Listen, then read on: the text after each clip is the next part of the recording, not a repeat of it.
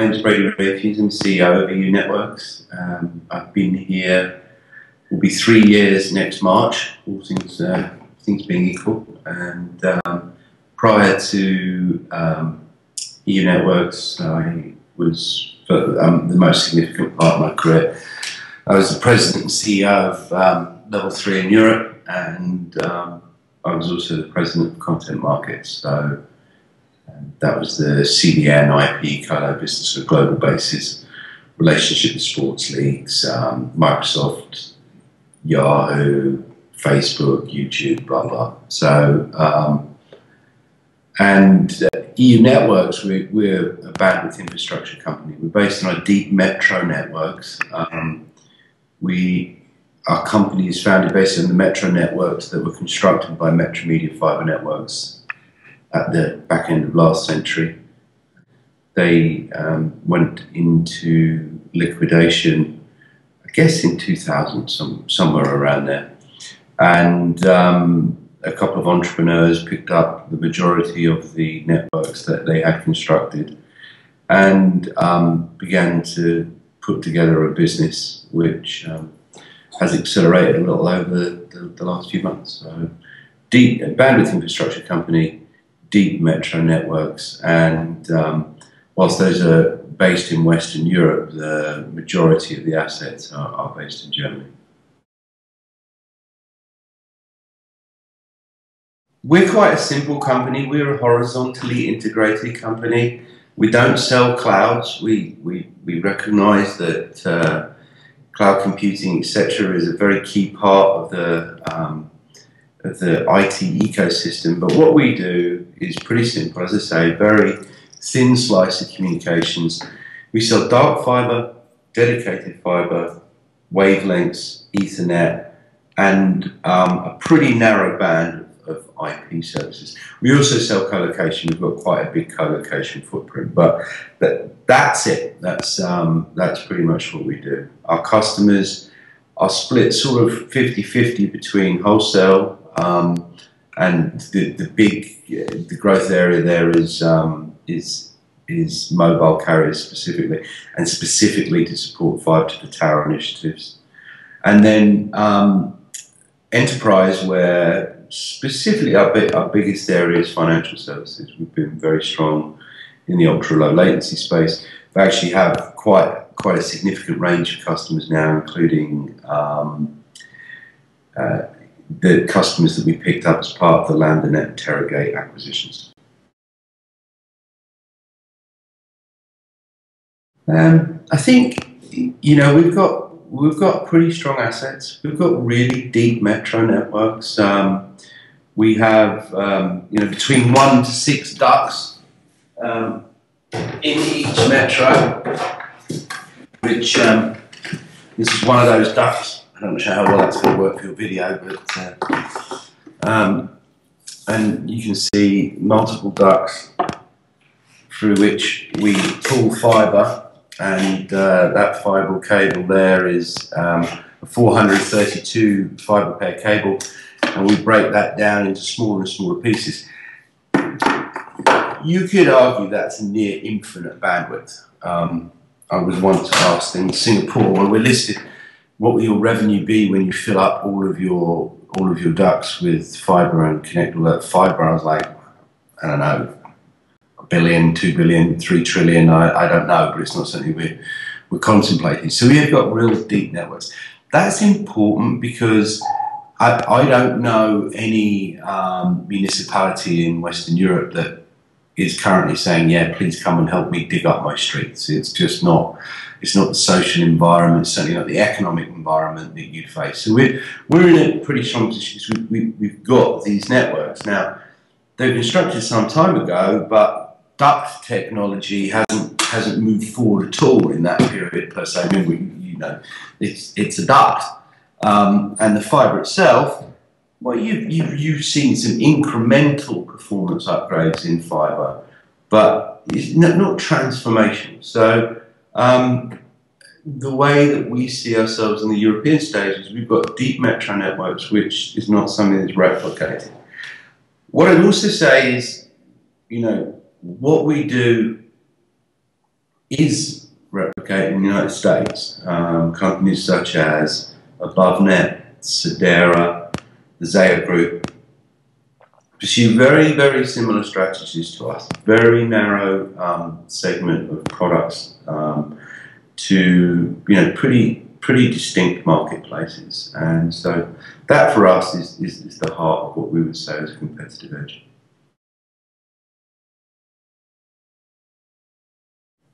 Well, I think the key point for us has been to operationalize the business. We had some really incredible assets, but if you looked at the sales mix of the company when myself and a lot of the team joined, we were selling a lot in a data center in Amsterdam, we were selling a bit in Frankfurt, and that was pretty much it. And we've gone through a process, recapitalized the business a few times, and really invested the time in systems and data, which I think is an incredibly important part about the customer experience, and getting a really, really good team together. And it's not been easy. I mean, it's not like the example I give to people when we interview is when you go to work at the moment, you look for the stationery cupboard. You'll see the stationery cupboard on your way from the tube. It's called W.H. Smith. You have to go in there. We don't have stationery cupboards, and we actually do now in our nice new office. But so operationalizing the business is pretty important. Now, combined with that, we made a couple of acquisitions, which we think is important. To my previous point about, we've got a very dense network that's underutilized, then the ability to make transactions that could allow us to load that network a little better, take us into further customer segments is an important opportunity.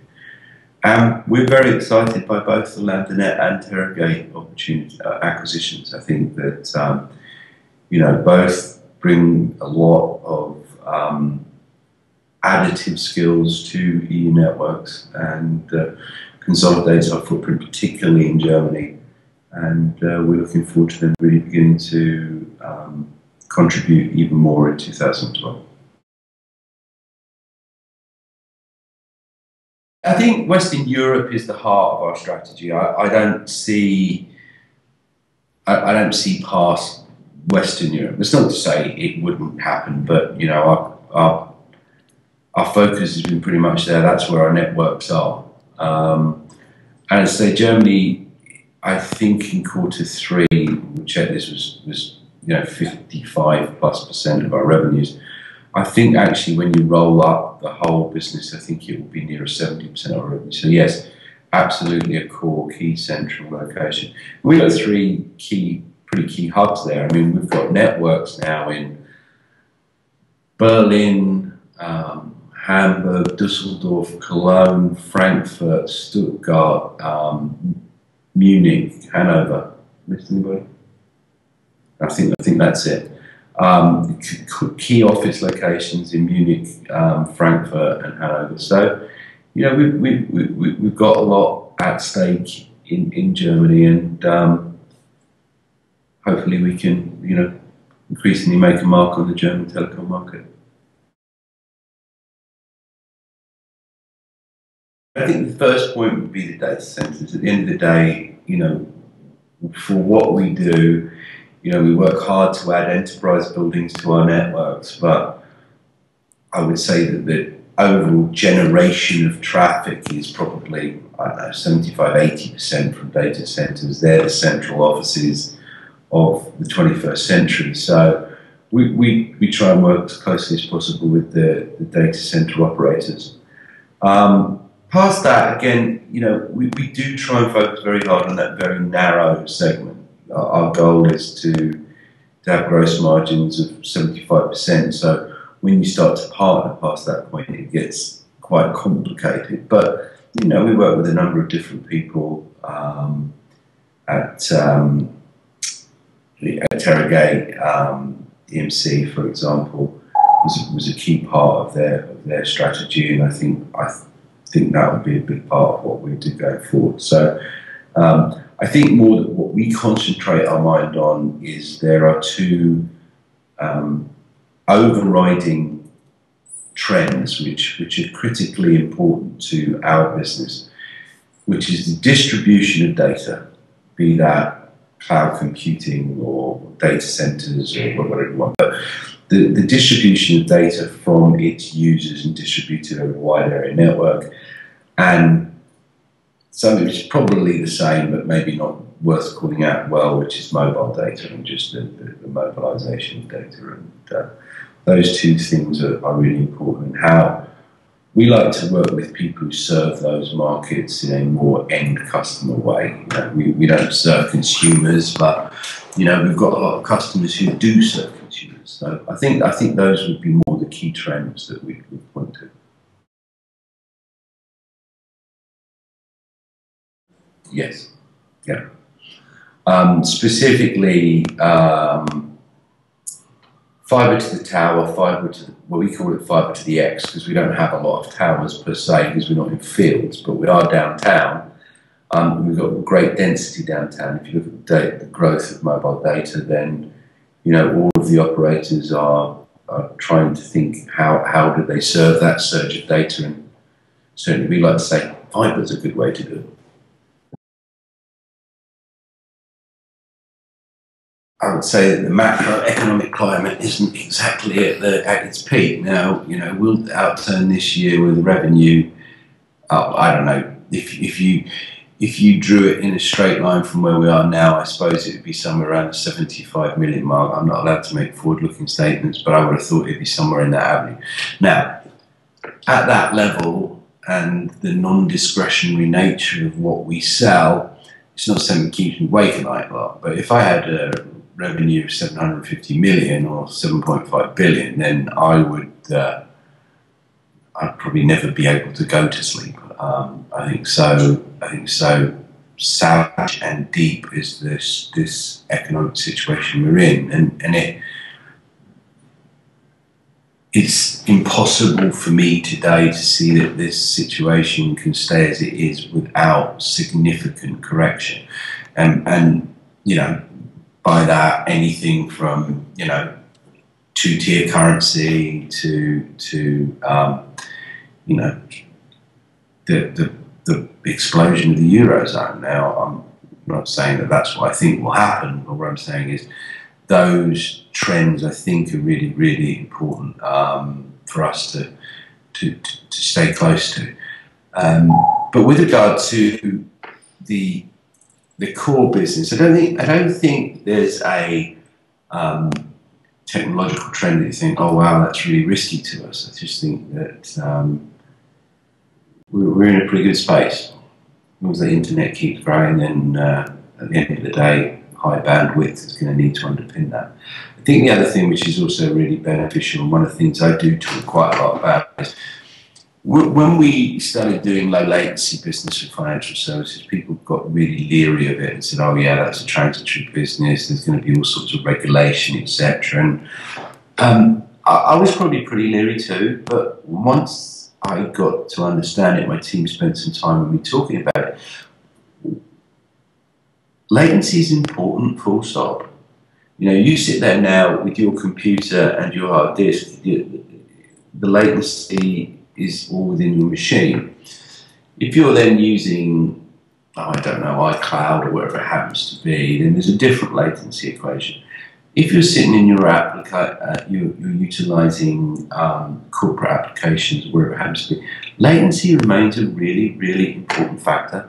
So it might not be something that people compete on, but in terms of customer service, organizational efficiency, etc., speed is important. And I think that the old ways of thinking about telecoms and classes of service and quality of service dissipates in 2011, 2012, and it's much more about every packet gets there and every packet needs to get there quick. Yeah, I think from my perspective, it's not to denigrate people who offer cloud services by anything but. It's just not for us. It's just Is, you know, we will do some services that will be further up the stack, but they'll be based on making sure that we're driving, you know, significant increases in bandwidth. That for us is our holy grail. That is our mecca. That's what we're looking to achieve. And again, you know, if you're a telecommunications company or a communications company or a technology company that offers fully integrated cloud services, then, you know, I'm not denigrating that strategy by any stretch of imagination. What I'm saying is we've got a lot of network, and if we can concentrate on selling that network, then I think that's the best way for us to create the sort of value that we know we can.